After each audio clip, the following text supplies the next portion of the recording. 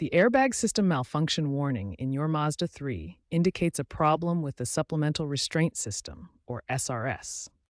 This system is designed to deploy airbags and seatbelt pretensioners during a collision to protect occupants. Common causes include faulty sensors, corroded wiring, a failing clock spring in the steering column, or software glitches in the airbag control module.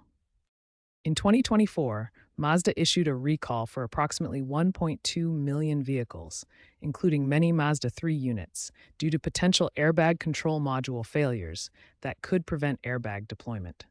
If the warning light is on, it is crucial to address it immediately to ensure your safety in the event of a crash.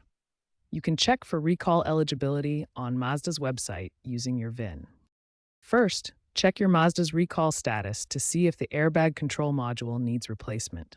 This is a free repair at authorized dealers under the recall. For other issues, start with DIY checks. Inspect fuses, connectors, and wiring for damage. A professional OBD2 scan tool is essential to read diagnostic trouble codes, which can pinpoint the source of the problem. Common fixes involve replacing faulty components such as the clock spring or sensors. For 2022 and newer models, check the My Mazda app for over-the-air software updates that may resolve minor glitches. Remember, attempting DIY repairs without expertise can risk disabling the system, so consider professional help. Ignoring the warning is dangerous as airbags may not deploy. Regular maintenance, avoiding water exposure, and using OEM parts can help prevent future issues.